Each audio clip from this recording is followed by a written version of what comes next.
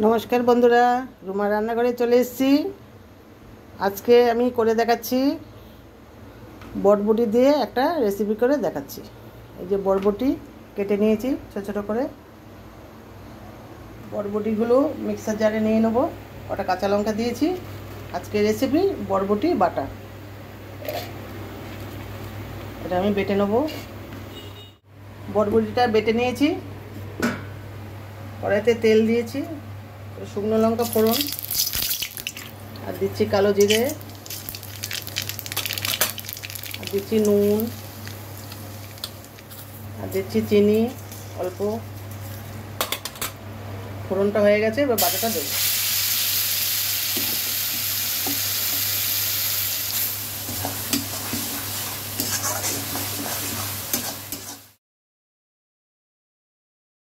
একটু হলুদ গুঁড়ো,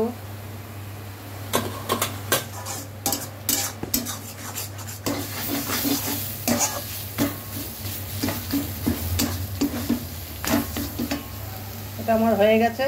এবার নামিয়ে দেবো। কত সুন্দর হয়েছে দেখুন, খেতেও অসাধারণ লাগে। আপনারা করে খাবেন।